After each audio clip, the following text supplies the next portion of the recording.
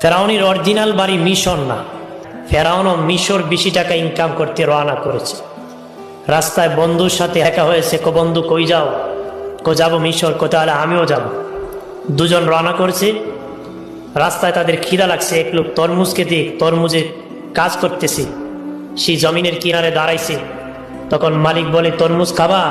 হ্যাঁ খাবো। তরমুজও খাইছে, কিছুদিন কাজও করছে। তারপরে মিশরের কবরস্থানের দারোয়ান নিযুক্ত করবে। বাদশাহ বিজ্ঞপ্তি দিছে, সেখানে ফেরাউনও দারোয়ান হতে দরখাস্ত করছে। তখন বাদশাহ তাকে ডাকিয়ে পরিচয় নিয়ে তাকে দারোয়ান হিসাবে নিযুক্ত করে দিয়েছে। দারোয়ান হওয়ার পরে সে একটা আইন জারি করছে। কি জারি করছে? যে লাশ দাপন করলে একটা করে স্বর্ণ মুদ্রা দিত। কয়টা? একটা করে। মানুষ বলে বাদশার কাছ থেকে অনুমতি নিয়ে একটা করে স্বর্ণ মুদ্রা দাফনে দিতে হবে। লাশ তো দাফন করতে হবে, লাশ তো ফেলে দেওয়া যাবে না। তাফসীরের কিতাবের মধ্যে এসেছি পরপর তখন কলেরা মিশরে লেগে গেল, মানুষ বেশি মারা গেল। বেশি মারা যাওয়ার কারণে দাফন বেশি হয়েছে। খুব তাড়াতাড়ি ফেরাউন ধনী হয়ে গেছে। কলেরা লাগছে, মানুষ বেশি মরছে, আর স্বর্ণ মুদ্রা বেশি পাইছে, তাড়াতাড়ি ধনী হয়েছে। মিশরের বাদশাহ বাবাজি বলল, যাদের বকেয়া খাজনা বাকি আছে তাড়াতাড়ি করে খাজনা আদায় করে দাও, খাজনাগুলো আদায় করে দাও। তখন ফেরাউন বলল, বাদশাহ আমার তো অনেক টাকা হয়ে গেছে, আপনি যদি অনুমতি দিতেন আমি সবার পক্ষে খাজনা আমি একা আদায় করে দিতাম। সবার পক্ষে থেকে খাজনা আমি একা দিয়ে দিই। বাদশাহ ছেলেটা তো খারাপ না, ভালো ইনকাম করছে, কিন্তু জনগণে দিয়ে দিতেছে। জনগণের অন্তরে ঢুকে গেল রে বাবাজি। মানুষ মনে মনে বলে, ওই বেচারা যদি দারোয়ান না হয়ে বাদশাহ হতো তাহলে তো কিছু কিনে খাওয়া লাগতো না। সে নিজে ইনকাম করে আমাদের খাজনা সে নিজের টাকা আদায় করছে। কিছুদিন পরে মিশরের প্রধানমন্ত্রী মারা গেছে, বাদশাহ একটা ইলেকশন দিছে। ফেরাউন সেই ইলেকশনে ভোটে দাঁড়ায় গেছে। কে কারে ভোট দিবি কানাকানি দেখে সবাই মিলে কয় ফেরাউন রে ভোট দিবি। বিশাল ভোটে ফেরাউন মিশরের প্রধানমন্ত্রী নিযুক্ত হয়ে গেল। ভাইরা আমার খেয়াল করেন ভালো করে, কিছুদিন পরে মিশরের বাদশাহ মারা গিয়েছে। ফেরাউন ডাকছে, বাদশাহ ছাড়া দেশ চলতে পারে না, কাকে বাদশাহ বানাবো?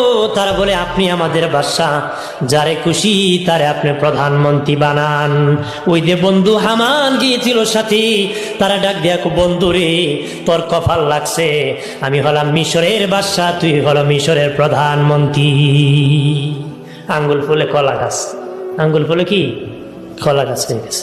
কইছিল কামলা, দারোয়ান, প্রধানমন্ত্রী, বাদশাহ, কি হয়েছে? আর সাথের বন্ধুরে বানাইছে কি প্রধানমন্ত্রী। এবার দেখি বলে, বন্ধু হামান, এরে বন্ধু, ছিলাম মিশরের কামলা, তারপরে হলাম দারোয়ান, তারপরে প্রধানমন্ত্রী, এখন হয়ে গেলাম বাদশাহ। আর কি বাকি আছে? আরো বাকি আছে। কি বাকি আছে? ক্ষুধা হওয়া বাকি আছে। ফেরাউন বলে, ক্ষুধা এত সহজ নয় রে, বললি ক্ষুধা দাবি করা যায় না। আমি ব্যবস্থা করতেছি। বাবাজি ফেরাউন এত খারাপ ছিল না, তার বন্ধু হামান যত খারাপ ছিল রে। এই জন্য বলেছে, বন্ধু নির্বাচনে ভুল করবা না। বন্ধু নির্বাচনে যদি তুমি বাবাজি বন্ধু যদি তোমার খারাপ হয়, চরিত্র খারাপ হয়ে যাবে। বিড়িখুরের সাথে বন্ধুত্ব হলে 3 দিন পরে বিড়ি খেতে মনে যাবে। গাঞ্জাখুরের সাথে বন্ধুত্ব হলে কয়েকদিন পরে গাঞ্জা খেতে মনে হবে।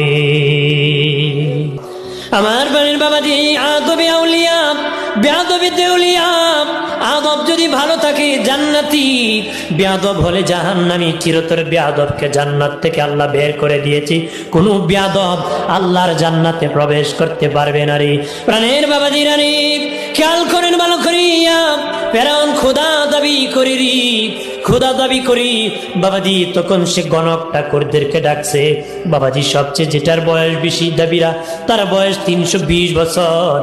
গনিয়া দেখরে, আমি তো ছিলাম রাকাল, আমি ছিলাম রে কামলা, আমি ছিলাম দারোয়ান, আমি ছিলাম প্রধানমন্ত্রী, আমি হয়েছি বাদশাহ, এখন খোদা দাবি করি।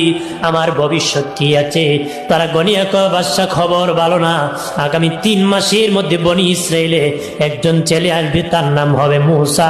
ওই মুসার কারণে আপনার প্রাণ, রাজত্ব তো যাবে, প্রাণ যাওয়ার সম্ভাবনা আছে। রাজত্ব তো যাইব, প্রাণও যাওয়ার সম্ভাবনা। ফেরাউন বলে, তাহলে রাজত্ব পেয়ে লাভ কি? লাভ হলো কি? আমি একটা আইন জারি করতে পারি, আগামী 3 মাসের মধ্যে বনি ইসরাইলের যত ছেলে সন্তান জন্মগ্রহণ করবে তাদেরকে তোমরা কেটে কেটে নদীতে ভাসায় দিবা।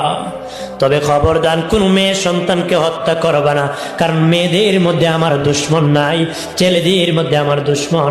ছেলেদেরকে কেটে কেটে সমুদ্রে ভাসায় দিবা। 3 মাস পর্যন্ত তার জল্লাদ বাহিনীরা বাবাজি শিশু সন্তানের মাথা কেটেছে। আসিয়া বলে, বাদশাহ 80,000 শিশু সন্তানের মায়ের কুল খালি করছে। 80,000 শিশু সন্তানের মায়ের কুল খালি করছে বাদশাহ। এরপরে গণক ঠাকুরদেরকে বলে, দেখো রে আমার দুশ্মন মুসা মরসিনি। তারা বলে, না বাদশাহ, আপনার দুশ্মন মুসা এখনো তার মায়ের কোলে সহি সালামতে আছে। আল্লাহ ভালো রাখলে কেউ মারার ক্ষমতা আছে? আল্লাহ যদি কাউকে সম্মান দেয়, কেউ বেইজ্জতি করার ক্ষমতা আছে?